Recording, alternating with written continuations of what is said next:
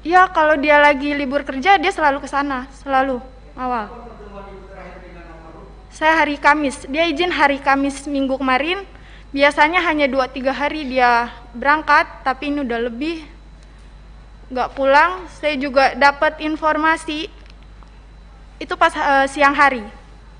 Tapi masih simpang siur itu, saya masih belum percaya kalau itu adik saya. Jadi saya masih pas siang hari masih nunggu informasi yang jelas. Sudah.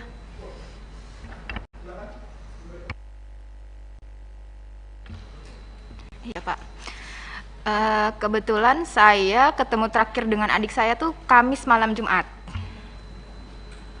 Di sana tuh tumben sekali, itu memang beda. Adik saya tuh salaman dengan ibu, dipeluk, dia minta izin, mah doain dede ya. Itu tumben banget. Biasanya dia nggak mau dipeluk karena mungkin udah gede merasa malu. Dan akhirnya, oh ya udah, mau kemana? Mau ngawal Habib ke Megamendung.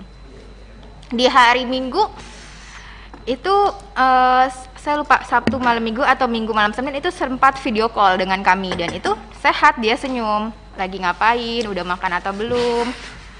Lalu ketika di hari Seninnya tiba-tiba ada tim laskar datang ke rumah, menanyakan Davi udah pulang belum.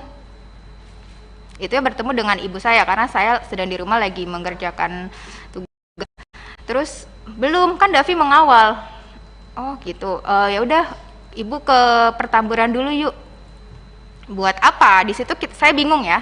Kebetulan di handphone ada notifikasi berita, saya baca, saya langsung kepikiran adik saya teleponin, terus saya WA-in, terus kok nggak ada kabar, ini kemana? Dan itu berita masih simpang siur, kami tidak tahu kebenarannya itu seperti apa. Dan untuk dibilang lukanya itu subhanallah itu seperti ditembak jarak dekat, karena saya tidak ikut memandikan, karena memang kan kalau dalam Islam memandikan kalau misal laki-laki dengan laki-laki, dan itu kebetulan ayah saya yang akan memandikan. Ayah saya cerita sambil berderai air matanya, sambil, oh ini benar-benar luka tembak tuh di dada ada 3, di punggung itu luka robek seperti diseret. Di jidat ini ada biru seperti dihantam senjata api, yang belakangnya saya kan nggak tahu ya jadi senjata itu seperti apa, di belakangnya ini biru. Tapi alhamdulillahnya muka adik saya itu bersih karena mungkin tidak dipukul di muka, hanya dihantam di badannya 3, di belakangnya itu robek, sampai dikafankan pun darahnya masih mengucur. Subhanallah, itu buat kami sangat luar biasa ya. Itu benar-benar seperti pembantaian, yang berarti kan seperti tidak ada perlawanan di sana. Jadi seperti yang diberitakan itu kan bohong. Itu yang membuat kami, ya Allah, ini saya udah nggak bisa berkata-kata lagi. Itu aja Bu? Ya. Selanjutnya keluarga Lutfil, silakan Pak. Ya Pak. Jadi pertama-tama lagi hari Kamis, anak saya mau berangkat pamit, itu Kamis sore. Bi minta ridhonya, Bi saya mengawal Habib, sama uminya begitu juga. Insya Allah saya ridhoin, yang penting jalan yang benar. Anak saya juga nggak pernah membawa senjata apapun, pisau aja nggak pernah, apalagi pistol Pak. Habis itu berangkat. Lalu hari Minggu siang jam 14.00 saya chattingan, jawabannya alhamdulillah saya sehat, saya belum bisa pulang Bi, kurang tahu kapan pulangnya. Habis itu saya nggak berhubungan lagi Pak. Tahu-tahu hari Senin kira-kira jam 3 sore itu ada kabar dari tetangga ke rumah bahwa di berita media sosial maupun TV Pak, itu anak saya termasuk yang diculik Pak. Karena apa diculik? Karena saya melihat sendiri pas dimandikan, menyaksikan itu kayak disiksa di punggungnya sini nih kayak geseng, Pak. Terus mohon maaf, kemaluannya itu bekas diinjak dan pipisnya bengkak biru dan tangannya sini terkelupas. Dan juga tembakannya itu dari jarak dekat 4 lubang sini, Pak. Nembus ke belakang semua, Pak. Nauzubillah summa nauzubillah.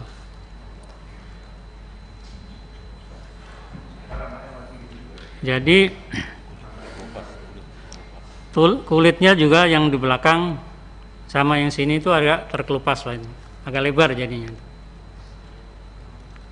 Yang saya ketahui itu mandiin Bang si Aziz. Ya nanti. Jadi menjawab pertanyaan tadi itu cukup seperti Oke. itu kejadiannya. Selanjutnya kiri saya, siapa yang mau bertanya? Pak Adang atau siapa? Wah, itu sisi kanan saya. Oke. Kalau PKS satu aja, Pak. Ya, kalau Bapak bertanya, Santoso. Oke, silakan Pak Santoso. Terima kasih. Assalamualaikum warahmatullahi wabarakatuh. Pimpinan dan anggota Komisi 3 yang saya hormati, Bapak-bapak, keluarga korban tragedi Tol Cikampek. Yang pertama, tentunya saya ingin menyampaikan innalillahi wa inna ilaihi rajiun. Semoga almarhum husnul khotimah dan keluarga yang ditinggalkan diberikan kekuatan dan ketabahan. Bapak Ibu yang saya hormati, tanggal 10 ini bertepatan dengan Hari Hak Asasi Manusia di sedunia, di mana sebelum jatuh pada tanggal 10 ini telah terjadi tragedi di Indonesia yang kita semua tahu sangat menyayat hati, dan semoga kejadian ini tidak berulang lagi. Saya fokus kepada keluarga almarhum ya. Setelah kejadian itu dan almarhum sudah dimakamkan, apakah barang-barang milik almarhum, mungkin termasuk HP-nya atau apa, dikembalikan oleh pihak aparat kepada pihak keluarga? Ini sangat penting, mungkin nanti bisa menjadi pembuktian pada saat proses-proses ini berjalan gitu. Kemudian yang berikutnya,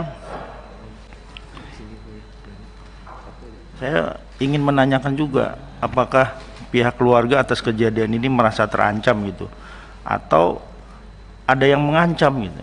Karena menurut saya penting juga gitu, karena jangan sampai keluarga Bapak Ibu sudah menjadi korban, tapi Ibu juga terancam, terintimidasi atas musibah ini, sehingga Bapak Ibu tidak bisa menceritakan, tidak bisa menjelaskan apa-apa yang menjadi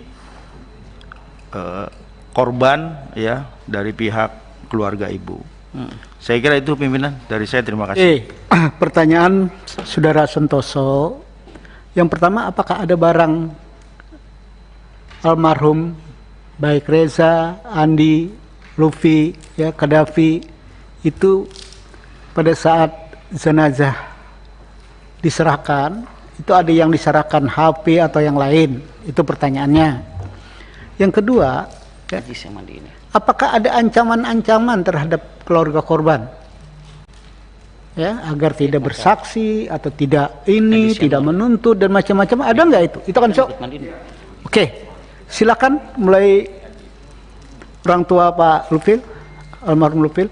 Ya, terima kasih. Sampaikan bahwasanya barang-barangnya itu KTP pun nggak ada. KTP pun nggak ada, apalagi HP atau tasnya. Biasa itu anak saya bawa tas yang kecil itu buat HP dan lain-lainnya. Jadi KTP pun enggak, atau pakaian juga enggak. Yang keduanya, tadi ada ancaman dan macam-macam, Pak? Saya cuma curiga, kecurigaan saya sendiri, jadi kayak terancam. Jadi banyak wartawan yang tidak jelas gitu, atau orang yang tidak jelas mau menanya yang macam-macam gitu. Tapi insya Allah saya berteguh bahwa saya nggak akan menjawab di situ walaupun ada ancaman apapun. Itu terima kasih. Itu saya. Oke, silakan. Yang mewakili almarhum Qaddafi, silakan. Pertanyaannya ada dua, Bu. Ada barang almarhum Qaddafi nggak? Yang kedua, ada ancaman nggak? Silakan. Ya. Ini juga yang akan saya tanyakan sebenarnya pimpinan. Kami keluarga tidak diberikan barang-barang Qaddafi, handphone, tas, dompet itu tidak ada sama sekali. Dan kami juga semalam sempat saya tanyakan, ini apakah memang ada barang-barang yang diberikan? Maksudnya agar kami bisa tahu ya handphonenya, karena di handphone itu juga kan pasti ada foto kami keluarga dan yang lainnya. Lalu untuk ancaman, untuk sampai saat ini alhamdulillah memang tidak ada. Namun sama seperti yang diinformasikan Bapak Lutfi, kami merasa resah karena ketika ada kemarin pada saat di hari Senin, kami kan sekeluarga di Pertamburan semua, itu banyak orang yang datang bilang dari A, B, C untuk menanyakan, sekadar menanyakan, melihat-lihat di sekitar rumah. Itu sangat meresahkan, apalagi kami satu keluarga itu wanita semua, hanya ayah saya saja laki-laki untuk saat ini. Itu yang saat ini dikeluhkan oleh kami. Gimana kalau misalnya nanti ayah saya nggak ada di rumah, di sana hanya wanita saja, lalu nanti banyak orang yang datang. Ada ancaman nggak, Bu? Kalau ancaman secara langsung tidak ada, tapi hanya ada sekitar melihat, menanyakan seperti itu, pimpinan. Oke, terima kasih, Bu ya. Terima kasih. Silakan keluarga Reza dulu. Silakan, Bu. Apakah ada barang Reza pada saat jenazah? Ada atau enggak? Yang kedua, apakah ada ancaman terhadap keluarga Ibu sesudah peristiwa ini? Itu pertanyaan Pak Santoso. Untuk barang Reza nggak ada, tidak ada yang dipulangkan. Untuk ancaman alhamdulillah belum, hanya saja jangan sampai wartawan yang menanyakan keluarga Reza, simpang siur di bolak-balik melihat rumah, menanyakan sama orang-orang sekitar situ tentang Reza. Karena kita juga resah, sama saya seperti Qaddafi. Saya laki-laki di rumah hanya satu, abang saya. Saya di rumah berempat, perempuan 1 balita. Kami hanya merasakan resah. Terima kasih. Terima kasih. Keluarga Andi, silakan Pak. Ya, terima kasih Pak Ketua. Sebetulnya sama Pak, ya, dari teman-teman semua perwakilan, nggak ada satupun barang yang saya terima ya punya almarhum, bahkan itu masih aktif loh Pak. Iya, saya bingung, itu masih aktif loh. Nah itulah, cobalah kalau bisa itu barang-barangnya itu dikembalikan seharusnya Pak ya. Untuk ancaman saat ini sih enggak, cuman banyak aja yang nanya gitu Pak, sama lah, jadi bikin resah juga gitu. Terima kasih Pak. Terima kasih. Selanjutnya virtual. Siapa yang mau bertanya? Pimpinan satu aja satu. Bentar. Virtual dulu, virtual. Silakan. Apa dulu pimpinan? Ada yang mau bertanya? Saya Taufik, boleh? Pak Taufik. Ya. Oke, silakan Pak Taufik. Baik. Baik, terima kasih pimpinan atas waktunya. Saya mengucapkan terima kasih atas informasi yang telah diberikan dalam kesempatan pada hari ini. Ya, tentu kita tadi mendengarkan dengan dan pertama-tama saya juga mengucapkan turut berbelasungkawa atas kehilangan anggota keluarga yang dikasihi, dan tentunya seperti juga dalam kesempatan hari ini Komisi 3 akan mengumpulkan informasi ya dari berbagai pihak agar kita semua mendapatkan bahan yang komprehensif untuk kemudian mungkin bisa mengambil langkah-langkah yang sesuai kewenangan yang dimiliki oleh Komisi 3. Nah, seperti yang saya ketahui saat ini Komnas HAM telah membentuk tim, kemudian Propam Mabes Polri pun juga sedang melakukan pemeriksaan. Oleh karena itu penting bagi kita semua untuk mendapatkan hasil berupa misalnya informasi mengenai peluru yang digunakan, jarak tembaknya, yang tentunya harus berdasarkan uji balistik. Kemudian kondisi jenazah yang kita harus ketahui dengan hasil dari otopsi, ya, yang gunanya mungkin kita bisa melihat arah tembakannya seperti apa, jaraknya seberapa jauh, dan analisis terhadap kondisi penembakannya yang terjadi itu gambarannya seperti apa, tentu didasarkan pada... Sebentar Pak Taufik, rapat kita Pak nanti Pak. Ya, oke. Rapat komisi Pak, tidak perlu disampaikan, ini kita mengelaborasi kira-kira apa yang berkaitan dengan almarhum tersebut. Baik. Menguliahi keluarga yang lagi juga karena musibah. Langsung saja Pak.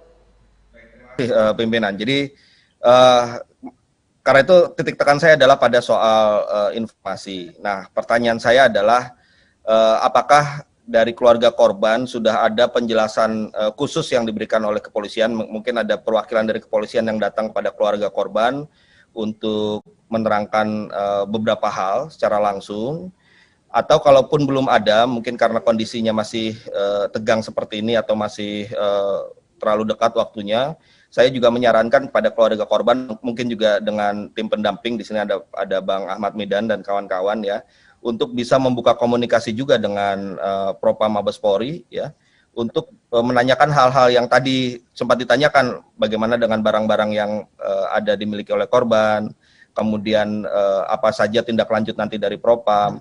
Menurut saya komunikasi seperti ini pun juga tidak ada salahnya untuk dibuka antara keluarga korban dengan pihak Propam Mabes Polri. Demikian pimpinan, terima kasih. Terima kasih Pak Taufik.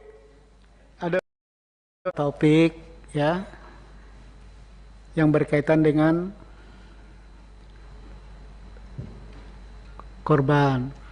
Sudah ada penjelasan nggak secara detail terhadap Reza, ya, terhadap Andi, terhadap Profil, ya, terhadap Kedafi, atau cuma jenazah saja yang diserahkan tanpa ada lampiran keterangan?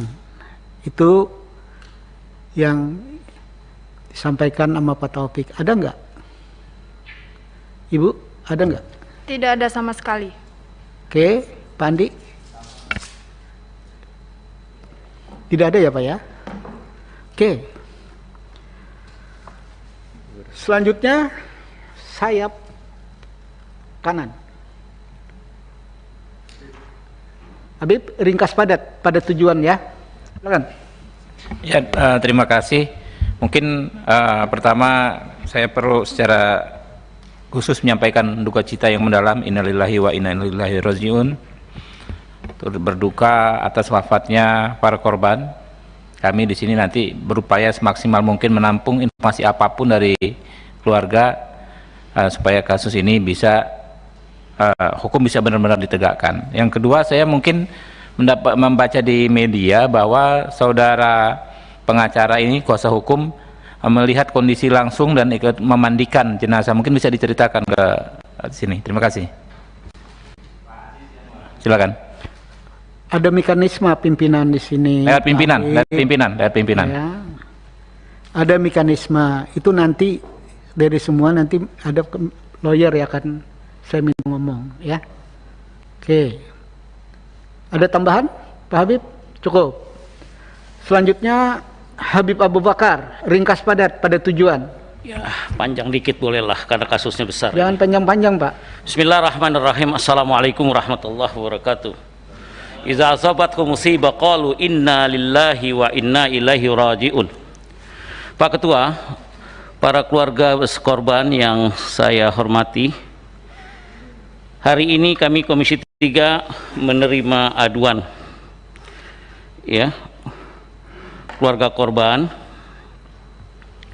dan saya terus terang aja sampaikan rasa bela sungkawa yang dalam atas wafatnya putra-putra Bapak dan ibu-ibu sekalian. Rasa perasaan Bapak ada juga di perasaan hati kami semua sebagai warga. Terus terang sampai saat ini Ketua, rasanya seharusnya tidak perlu terjadi peristiwa seperti ini Ketua ya. Apa memang harus berujung dengan hilangnya nyawa 6 orang?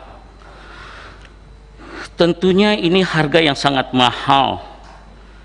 Padahal selama ini Kapolri selalu menyampaikan bahwa Polri menganut asas halus populi suprema leg esto. Maaf Pak Habib, ini keluarga korban nggak usah dijelaskan ini. Ya sudah, Kita saya sampaikan aja Ketua, Itu nanti atau pada keselamatan rakyat adalah hukum tertinggi. Saya juga menyampaikan terima kasih pada bapak-bapak dan ibu-ibu sekalian atas kehadirannya di Komisi 3 ini. Kehadiran bapak-bapak dan ibu-ibu sekalian ini menunjukkan ya 3 hal. Pertama, di tengah kesedihan yang sangat mendalam, bapak-bapak, ibu-ibu sekalian tidak gelap mata, tidak main hakim sendiri. Kedua, bapak-bapak dan ibu juga menghormati dan menggunakan jalur yuridis yang ada. Ya, salah satunya mengadu ke Komisi 3 ini. Dan itu konstitusional, diatur dalam undang-undang. Ketiga, ini menunjukkan kepercayaan bapak-bapak dan ibu-ibu kepada kami di Komisi 3. Ketika masyarakat masih mendatangi kami untuk mengadukan masalahnya, ini berarti kami merasa Komisi 3 masih dipercaya oleh rakyat. Karenanya kami tidak akan menyia-nyiakan kepercayaan ini, Ketua. Insya Allah apa yang disampaikan nanti akan diteruskan sesuai dengan mekanisme dan prosedur yang berlaku.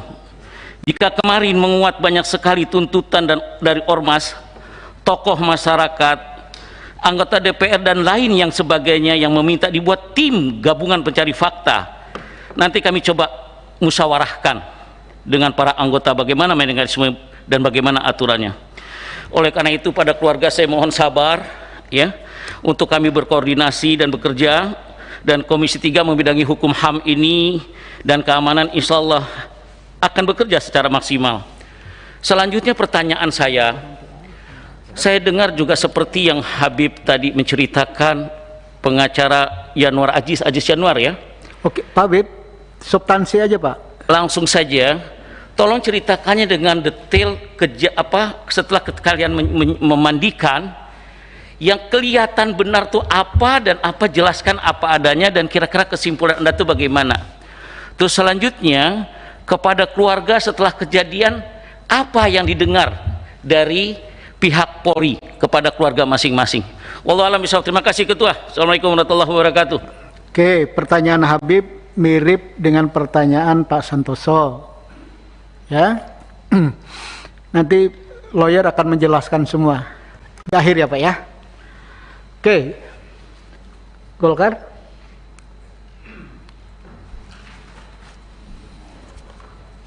Terima kasih pimpinan. Yang saya hormati pimpinan dan anggota Komisi 3, yang saya hormati para keluarga korban. Pertama-tama saya mengucapkan turut berduka cita yang sedalam-dalamnya atas berpulangnya ke rahmatullah anak keponakan kita yang telah mendahului. Yang kedua, saya juga mengucapkan terima kasih atas kepercayaan yang diberikan oleh para keluarga korban kepada Komisi 3 untuk mencari sebuah keadilan di sini melalui beberapa langkah-langkah yang akan dilakukan sesuai dengan tupoksi yang ada di Komisi 3. Yang ketiga adalah pertanyaan saya. Apakah di antara keluarga yang hadir atau pengacara yang hadir pada hari ini, adakah yang ikut dalam rombongan sehingga bisa menceritakan kepada kami secara langsung? Itu yang pertama pertanyaan saya. Adakah yang hadir di sini? Yang hadir ya, yang hadir, supaya bisa menceritakan peristiwa kejadian yang sebenarnya pada saat kejadian. Itu pertanyaan saya. Yang kedua pertanyaan saya adalah, kalau memang tidak kakaknya, saudaranya yang tidak menyaksikan langsung, sudah pernahkah ada komunikasi kepada yang hadir langsung di TKP, yang menyaksikan, yang mendengarkan kejadian itu? Apakah sudah mendengarkan langsung dari yang ada di TKP pada saat itu, supaya kita bisa mendapatkan kira-kira penjelasan yang benar-benar faktual. Itu yang harapan kita. Saya kira hanya 2 pertanyaan saya, Pak Ketua. Terima kasih. Assalamualaikum warahmatullahi wabarakatuh. Terima kasih. Silakan dari keluarga Lupil dulu. Pertanyaan Pak Supriyansa dari Golkar. Iya, terima kasih Pak Ketua. Jadi belum ada sama sekali.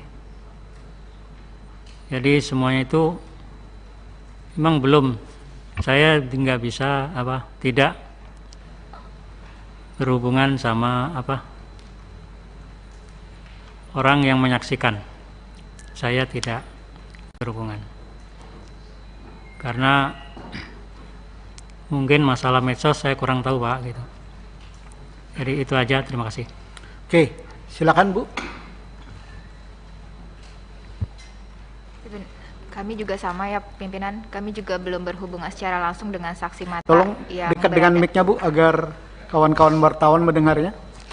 Kami juga sama, kami belum berhubungan secara langsung dengan saksi mata. Itu, makasih. Oke, silakan Pak.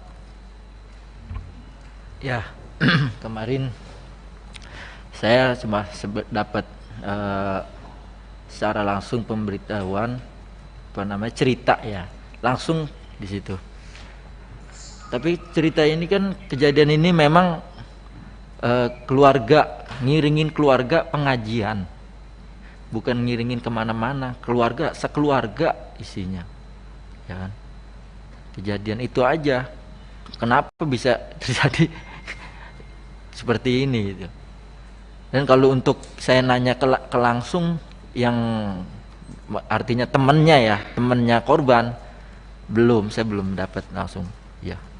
Saya hanya dapat dari cerita dari kemarin saya mengikuti proses pemakaman di Megamendung ya, itu aja. Terima kasih. Terima kasih. Ibu? Sama, saya juga belum bertemu. Pak Arsul?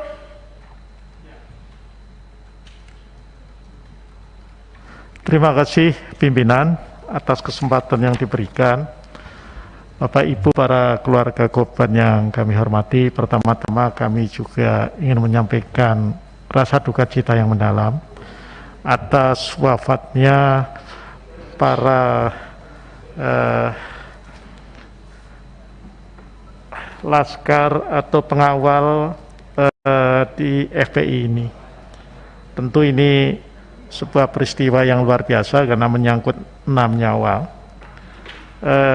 Pada kesempatan ini kalau diperkenankan pimpinan, saya mohon nanti dibantu. Saya sudah membaca apa yang disampaikan oleh teman-teman tim pendamping, tetapi saya kira perlu lebih komprehensif lagi, terutama yang terkait dengan lokus delikti ya. Di sini ada disebutkan dari kawasan di Bogor kemudian ke tol Jakarta Cikampek, itu belum menggambarkan satu detail saya kira yang diperlukan.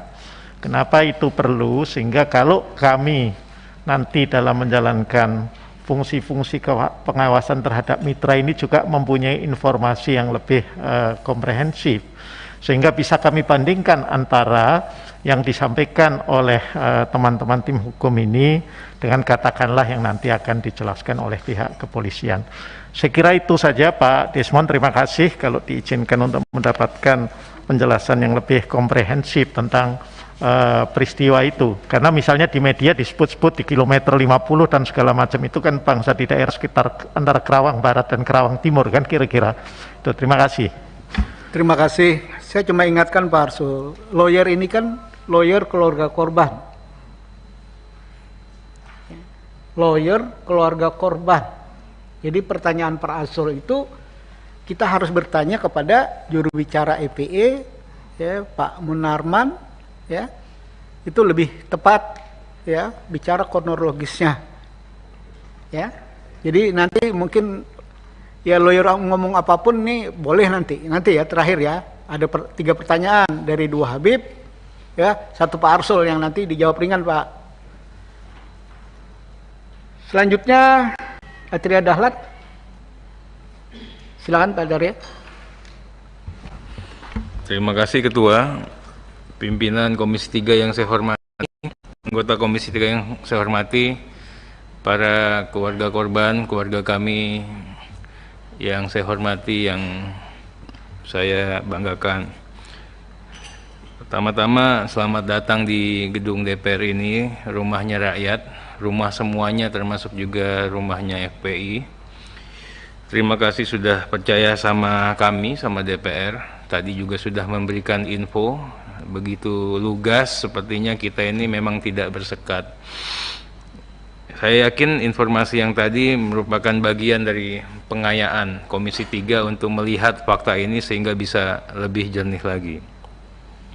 Kami semua tentunya sepakat, fraksi PDI Perjuangan juga sepakat untuk mencari titik terang sehingga tidak ada polemik terkait dengan fakta yang sesungguhnya. Bahkan kita juga melepaskan kesempatan kepada semua pihak, ada Komnas HAM, ada Mabes Polri, ada Propam, ya, siapapun yang ingin mencari kejelasan perkara ini, kita lindungi dan kita nyatakan itu sebagai suatu proses yang sangat konstitusional. Berikut secara resmi atas nama PDI Perjuangan kami mengucapkan turut berduka cita yang mendalam, bela sungkawa yang sedalam-dalamnya atas meninggalnya 6 orang keluarga Bapak Ibu yang gugur dalam peristiwa yang kita bicarakan pada hari ini. Saya tentunya prihatin, ya, walau bagaimanapun setiap proses penegakan hukum ini harusnya tidak hanya berkepastian tapi proporsional dan humanis. Tentunya kami juga ingin melihat bagaimana motif, latar belakang, hal-hal yang mendasari, ya, sampai terjadinya peristiwa ini. Kalau kita melihat di hilirnya saja kejadiannya seperti ini. Pak Tirya, mereka ini keluarga korban. Iya, ini saya baru mau nanya. Ya, jadi ya. Silakan. Belum dimulai Pak Ketua. Nah, kalau kita mungkin lihat hulunya, semua pihak akan sama-sama juga bisa memberikan gambaran. Tadi dikatakan di sini keluarganya Bapak Ibu ini kan pengawal khusus, ya. Saya ingin nanyakan, apakah pengawal khusus ini memang betul-betul terlembaga di institusi FPI atau memang gerakan-gerakan spontan? Karena tadi kan adanya saya datang setiap hari Kamis, Jumat, Sabtu misalnya. Nah, jadi kan itu kan tidak terlembaga. Kalau namanya pengawalan itu kan memang setiap hari-harinya memang ada di situ. Kemudian kalau boleh tahu seperti apa ruang lingkup kegiatan, kewenangan, kemana-mana Muhammad Rizik Syihab itu pakai pengawalan dan dikawal oleh keluarganya Bapak Ibu dan selalu ikut. Ada berapa jumlah satuan pengawalan yang seperti ini? Kemudian juga tadi memang diaturannya kan tidak dipersenjatai. Makanya saya juga ingin itu memang kalau logika akal sehatnya kok masa punya senjata, ya, nggak mungkin, ya. Tapi kita ingin sampaikan nanti, boleh nggak nanti dicari teman-teman yang betul-betul meyakinkan, yang teryakinkan kita semua memang hadir pada saat itu, memang keluarganya Bapak Ibu itu memang tidak dipersenjatai. Nanti Pak Pengacara mohon, ini saya membantu sebenarnya, membantu teman-teman juga untuk bisa.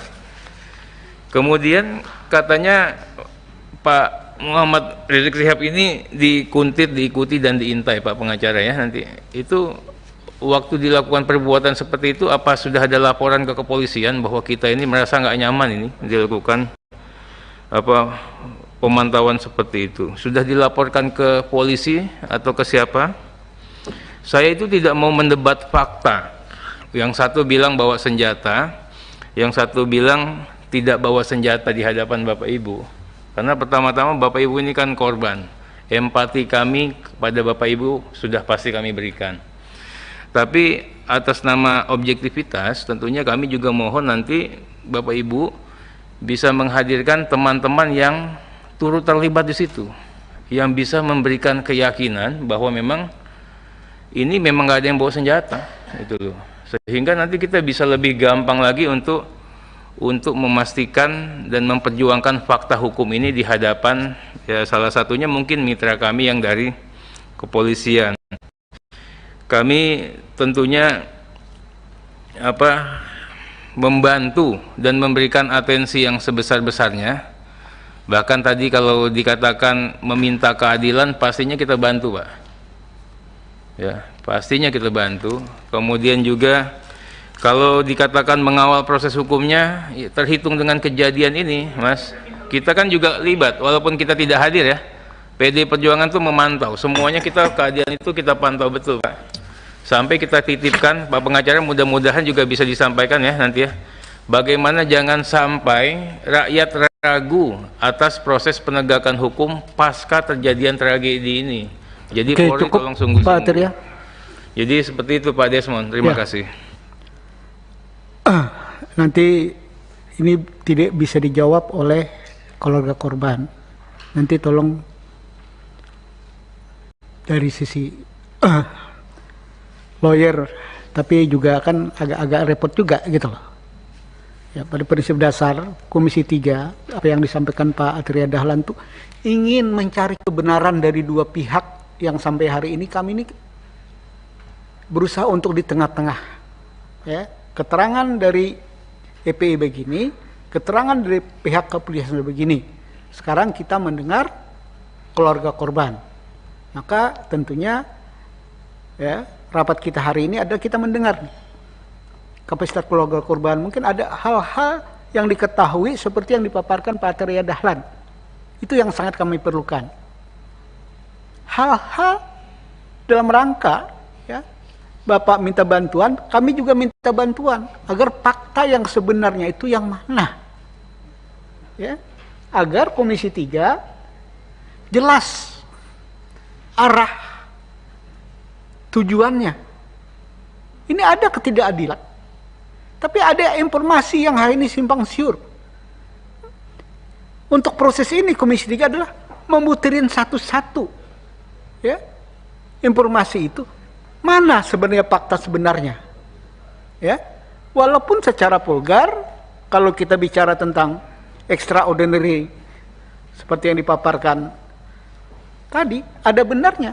Tapi harus ada pembuktian-pembuktian mendukung lain. Di luar pengadilan, benar. Tapi ada hal-hal yang harus kita. Kenapa? Karena kita menjaga semuanya. Oke. Pak Adang ada yang disampaikan? Pak Os? Tapi lebih pada keluarga korban. Ya, ada. Silakan, Pak. Terima kasih. Assalamualaikum warahmatullahi wabarakatuh. Kami juga turut berduka cita dan mendoakan agar almarhum ini benar-benar menjadi syuhada. Saya ingin menanyakan terkait dengan keluarga korban dan sepengetahuan dari kakaknya atau pamannya ini. Ya, lebih mirip mungkin dengan pertanyaan Pak Atria tadi. Apakah ada misalnya memang ada semangat sedemikian rupa ingin mohon izin karena saya akan habis-habisan bertarung atau seperti itu. Juga pertanyaan saya adalah apakah ada pernah mengetahui gitu berapa lama mereka menjadi pengawal dari Imam Besar Habib Rizik Syihab, berapa lama apakah mereka dilatih khusus untuk itu atau bagaimana? Ini perlu kejelasan kami sehingga clear kalau ada sebutan ini itu, meskipun di dalam Undang-Undang Dasar 1945 udah lewat Pak, jangan dijelaskan. Kita sudah tahu semua bahwa itu adalah hak untuk mendapatkan perlindungan, itu memungkinkan. Oke, cukup ya, Pak Os. Cukup begitu. Ada dua pertanyaan, pertarung habisan-habisan itu maksudnya apa? Bingung nih kalau udah korban. Ya begini, biasanya ada semangat seperti itu. Bertarung sama siapa? Ya. Bertarung sama siapa? Ya barangkali karena keinginan untuk pembelaan, karena ada gambaran bahwa Habib Rizik Syihab itu mendapat ancaman yang luar biasa. Karena itu apakah memang hal itu sudah menjadi program tertentu gitu untuk habis-habisan di dalam hal ini? Saya ingin mengetahui. Oke, bahasa yang paling Mungkin paling ada sederhana bahasa lebih jangan tepat. jangan Pak Komisi Ketua, 3 silakan. bahasanya itu sudah tidak netral. Ya Pak Aus ya. Ya ini bukan komisi lucu-lucuan sama komisi lain. Ya. Bahasanya itu jangan bicara mengungkit yang sesuatu yang belum jelas. Saya tegur ini sebagai pimpinan. Ya, mau bentrok kapan bentroknya? Ya. Yang harus didengar apa yang dijelaskan oleh keluarga korban. Itu ada persiapan perang nggak ada kan Bu? Ya lo nggak ada kok ada pertanyaan ini. Gitu. Yang cocok pertanyaannya, ya ada nggak ya pelatihan khusus untuk melakukan pengawal? Nah itu agak relevan. Silakan, ada nggak pelatihan khusus itu? Yang Ibu ketahuin, kalau nggak tahu nggak usah dijawab Ibu-ibu. Ya, permisi Bapak Ketua, terima Silakan. kasih. Saya hanya klarifikasi ya, karena begini. Tadi saya sudah terangkan bahwasannya ini rombongan imam untuk mengaji keluarga. Ya. Datang di perjalanan jam 10 itu untuk rombongan keluarga diiringin dua mobil laskar depan, 2 di belakang. Kan seperti itu. Ya, mungkin udah pada tahu. Jadi ini bukannya perang. Bukannya perang. Ya, kalau perang semua bawa senjata, Pak. Ya. Gitu. Yang kedua tadi untuk mengetahui laskar pasukan khusus ya, saya kan itu nggak ke situ ya, nggak tahu ya. Nggak tahu apakah khusus apa. Mungkin khusus itu maksudnya khusus pada saat itu yang ditugaskan oleh imam. Gitu. Ya. Gitu, Pak. Dan masalah pistol ya. Sekarang begini Pak logikanya. Pistol kayaknya udah tahu harganya berapa pistol mungkin ya. Laskar ini, pejuang-pejuang Islam ini sukarela Pak, dengan hati nurani. Mau beli baju aja pakai nyicil. Maaf ya Pak ya. Sekarang gimana bisa ada punya senjata seperti itu? Iya. Pak, seperti itu. Saya juga Terima ingatkan. kasih. Gini loh Pak. Kalau ini laskar kan tentara. Jadi bingung juga saya. Laskar ini tentara untuk perang juga, perang sama siapa? Ini loh, saya juga jadi bingung. Gitu loh. Kalau ini laskar, ini kan perang, juga nggak benar ini. Ya, saya sebagai pimpinan Komisi 3 melihat hal-hal kayak gini jadi kayak negara ini dalam keadaan perang semua. Jadi kalau udah laskar-laskaran ini sama saja. Zaman kita laskar pra-revolusi. Kakek saya juga komandan laskar. Untuk ini. Tapi tujuannya kemerdekaan. Nah, laskar sekarang tujuannya apa? Mau mendirikan negara Islam. Itu melawan konstitusi. Hal-hal kayak gini menurut saya, ya, harus hati-hati, ya. Jangan sampai Indonesia yang sudah damai di tengah problemnya yang sangat banyak, kok berantuk sama kita. Memang kita mau bubarkan negara ini? Kan tidak. Yang saya pahami, Habib tidak mau bubarkan agama kan, gitu loh. Jadi kita hati-hati ya sebagai anak bangsa.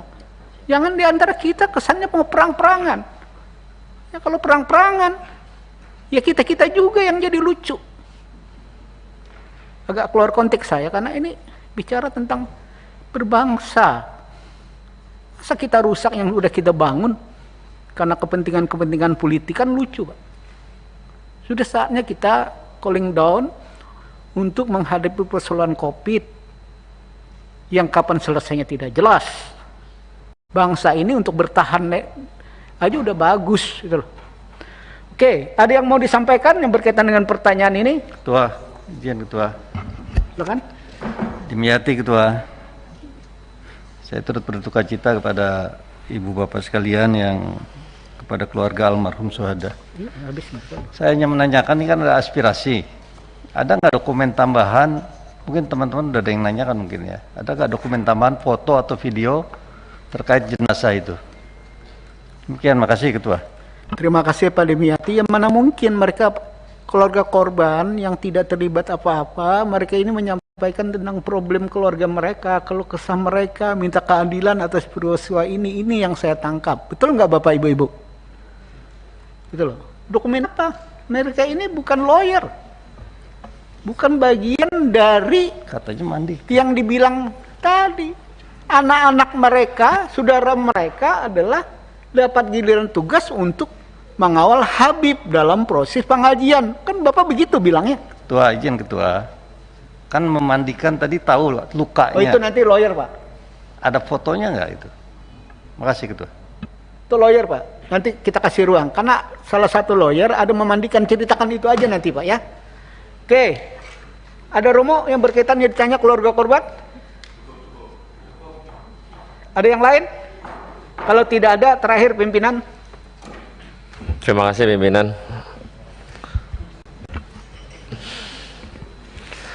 Yang pertama, untuk para keluarga korban, saya turut berduka cita yang dalam.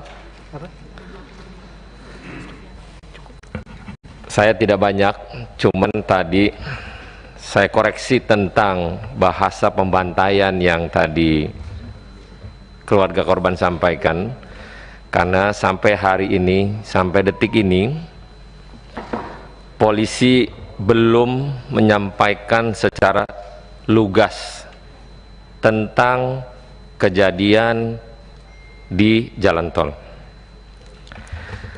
Bapak Ibu perlu bersedih benar bila mana pun terjadi dengan keluarga saya demikian. Tapi karena ini adalah negara hukum, maka kita ikuti proses hukum yang dilakukan oleh kepolisian. Bapak datang ke Komisi 3 memberikan aspirasi luar biasa, kami bangga.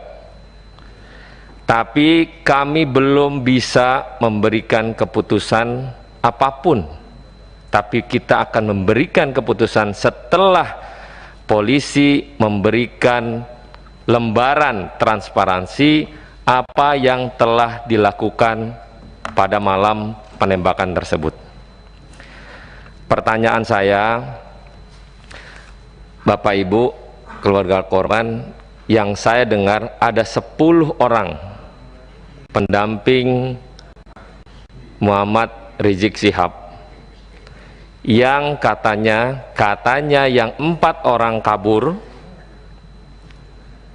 katanya mengamankan Muhammad Rizik Syihab. Pertanyaan saya, mungkin ini bisa dijawab oleh keluarga korban atau dari lawyer, kemanakah Rizik Syihab berada? Itu pertama. Yang kedua, 4 orang yang kabur tersebut, apakah Bapak Ibu kenal? Dan pernah nggak komunikasi dengan keluarga atau memang Bapak Ibu kenal juga? Kita nggak mau negara ini porak-poranda pecah belah atas informasi yang belum tepat untuk disampaikan. Kita memahami kesedihan, kepedihan yang Bapak Ibu berikan, tapi minimal kita dalam konteks Komisi 3 adalah menerima keluhan Bapak Ibu untuk mencari keadilan. Kami akan terima dengan sangat luas dan kita akan sampaikan itu nanti setelah polisi menyampaikan transparansi tentang kasus yang ada. Mungkin itu pimpinan, terima kasih. Catatannya begini Pak, Komisi 3 ini kan menunggu Pak, ya, karena pengawasan kami ya menunggu. Satu langkah lebih maju, pansus. Ya, ini lawyer tolong nanti dijelaskan ini. Tapi kan tidak mungkin pansus. Ya. Karena belum, masih ngambang. Ya, kalau bicara pansus tingkatannya kan tanggung jawabnya kemana? Gitu loh Pak. Jadi kami menunggu. Nah, apa yang disampaikan Pak Roni ya sebagai pimpinan, Hari ini kami menunggu penjelasan detail dari ini semua. Ini 6 korban, 4-nya mana? Ada peristiwa, mana saksi ya yang lain? Kenapa tidak berani bersaksi? Itu yang sebenarnya yang disampaikan Pak Roni. Saksi ini agar semuanya jadi jernih. Hari ini baru sebatas keterangan polisi, keterangan dari pihak FPI.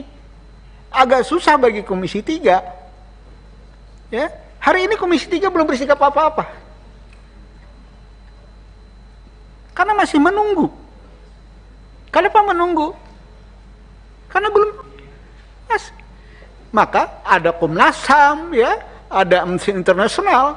Apakah nanti pemerintah akan melakukan tim independen seperti biasanya? Jadi kami belum rapat menentukan langkah-langkah, karena kami mengharapkan FPI datang ke Komisi 3, kita akan dengarkan. Ya, sebelum tentunya kami panggil pihak kepolisian. Kalau FPI tidak memberi penjelasan ke Komisi 3 apakah rapat terbuka atau tertutup, tidak mungkin kami mengundang mitra. Dijawab mitra juga kami tidak bisa bantah apa-apa berdasarkan informasi yang sama-sama siapa yang benar di antara dua pihak. Begini Bapak Ibu, dua pihak ini kan kami harus berada di tengah-tengah agar melihat secara jernih yang benar itu mana. Maka kami menunggu saksi-saksi atas peristiwa ini agar kita bisa melakukan langkah-langkah ke depan. Saya pikir sebelum saya tutup,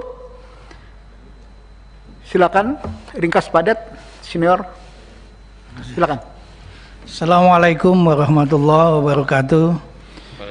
Pimpinan sidang yang kami hormati, seluruh anggota Komisi 3, kami mengucapkan terima kasih yang sebesar-besarnya pada kesempatan ini telah diterima dengan baik, dan kami sangat berharap bahwa Komisi 3 sesuai dengan mekanismenya, harapan kami tentu karena ini kasus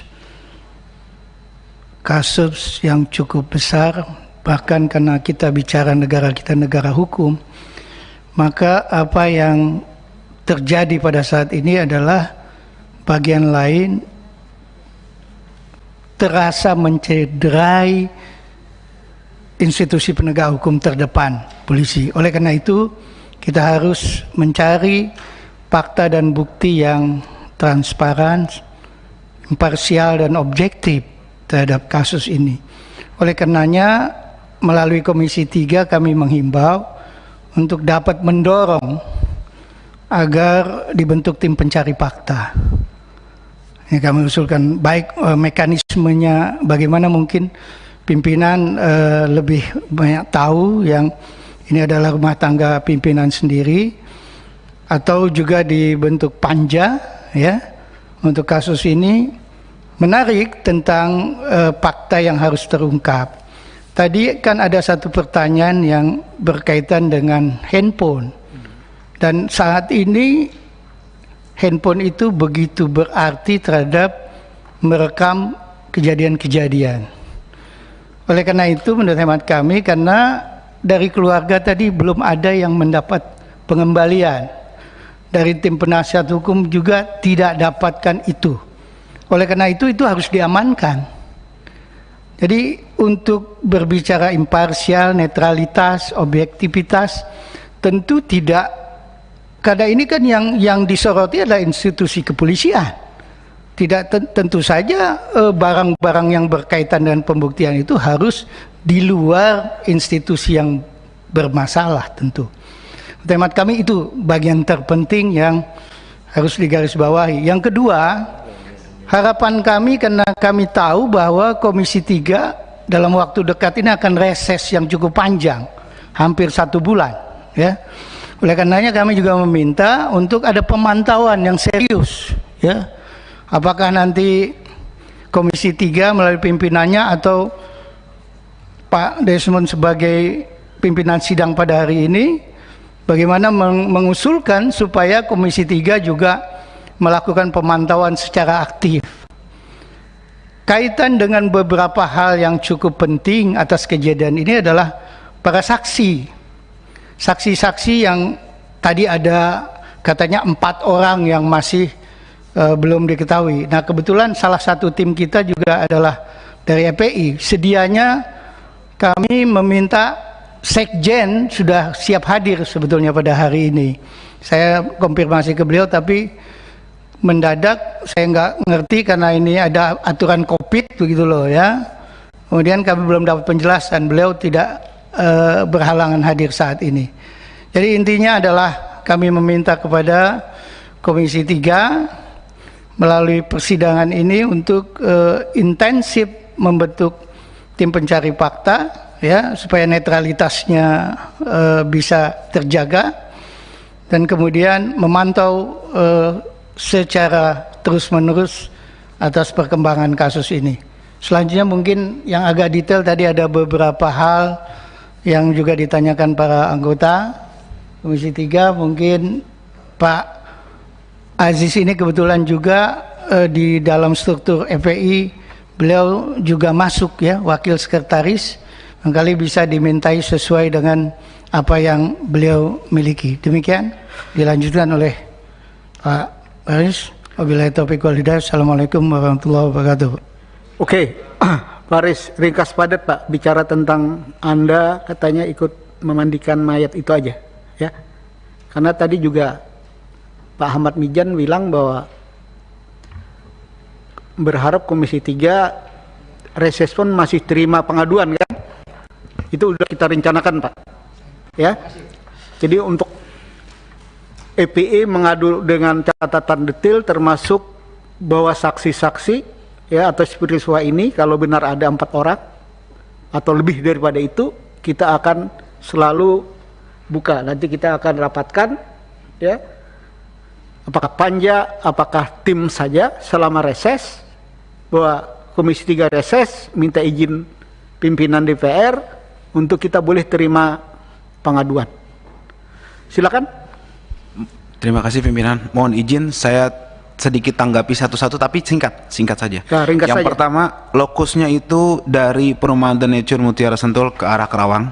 Tadi dari Bapak anggota Dewan ada pertanyaan demikian. Kemudian selanjutnya memang sejak 2 hari itu di lokasi sudah ada yang mengikuti dan memantau kondisi di Perumahan The Nature Mutiara itu, ada mencurigakan. Kemudian selanjutnya mengenai dokumentasi, kita alhamdulillah menyimpan lengkap video, foto dengan akurasi yang sangat baik. Insya Allah jika memang terbuka untuk kita publish dan kita cross check, untuk membuka tabir ini kita siap. Kemudian juga terkait yang kondisi jenazah, saya ada di iring-iringan pertama terkait jenazah pertama atas nama Andi Oktiaman. Saya juga melihat bagaimana itu diproses. Saya lihat. Bentar.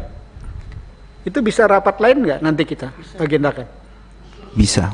Kan Anda menarik sekali. Iya. Bahwa bukti-bukti itu kan kita mungkin ada rapat lain ya. Ada, saya mau tambahkan lagi. Ya? Kita juga memiliki saksi-saksi di lokasi rest area 57 yang juga menegaskan bahwa itu terjadi tadi yang Pak Sahroni tadi katakan bukan pembantaian. Itu arahnya tapi bukan di sini, mungkin penjelasan lebih detail karena itu sangat memilukan. Kita ada saksi juga, insya Allah. Kemudian juga terkait kondisi jenazah saya lanjutkan. Saya melihat sendiri mata sebelah kiri ini seperti ada bekas peluru tembus ke belakang. Kemudian ketika dimandikan kondisinya hampir semua tubuh badan ini ada bekas lubang peluru tembus ke belakang. Ada satu juga di kepala belakang telinga tembus ke sini, artinya dia dari samping. Kemudian ada yang bekas luka bakar semacam disiksa di belakang. Kemudian ada juga yang terkelupas seperti terseret atau dikelupas gitu kulitnya. yang jelas sangat memilukan fisiknya ya seperti itu. Tapi nanti dokumentasinya sudah kita siapkan. Kemudian satu, mohon pimpinan perlu diketahui bahwa keluarga awalnya tidak pernah mengizinkan otopsi, dan kita memiliki surat pernyataan itu jelas dan juga tidak mengizinkan dimandikan. Akan tetapi ala kulli hal pihak kepolisian melakukan itu sepihak. Kemudian yang terakhir terkait iring-iringan, saya sedikit koreksi bahwa penjelasan bahwa ada yang kabur terkait dengan kondisi-kondisi itu menurut kami itu sangat tidak logis, dan saksi yang beriring-iringan menegaskan bahwa satu mobil itu saja yang ya itu nanti foto-foto bukti-bukti video itu mendukungnya, Mas. Ya. Tadi itu untuk jenazah. Artinya saya meluruskan bahwa menurut informasi hanya 6 orang ini memang yang syahid, dan memang 6 orang dalam satu mobil. Artinya tidak, kalau misalnya ada informasi dalam satu mobil ada 10 orang itu tidak benar seperti itu. Itu singkat saja. Terima kasih Pak Pimpinan atas waktunya. Assalamualaikum warahmatullahi wabarakatuh. Oke, tanpa terasa luar biasa juga kita. Sebelum saya tutup, ada catatan yang ingin saya sampaikan. Pertemuan hari ini sebenarnya lah agenda mendengarkan keluarga korban, ya. Tapi ada tambahan dari lawyer yang juga anggota FPI yang sangat menarik, ya. Karena apa yang disampaikan itu bukti-bukti yang melengkapi semua peristiwa-peristiwa dari dua sumber informasi yang berbeda. Mana pihak kepolisian, mana pihak FPI, ya. Ini kan bagi kami harus memposisikan diri di mana. Tapi ke depan kami akan berharap sekali, ya, bisa kita agendakan pertemuan untuk lebih detail agar kami bisa mengambil posisi yang benar. Kalau ini kita mau apaan gitu loh, ya, mau ngapain jadi bingung sebenarnya. Nah, inilah posisi Komisi 3. Reses tidak menghalangi pengaduan, begitu Pak, ya. Itu disepakatin, ya, tinggal kita pelinukan nanti, ya. Untuk itu saya pikir rapat hari ini banyak hal kita dapatkan dari keluarga korban, dari lawyer, ya. Tentunya catatan bagi kita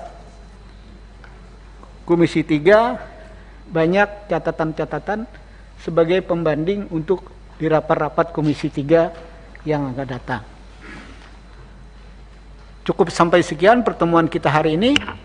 Wassalamualaikum warahmatullahi wabarakatuh.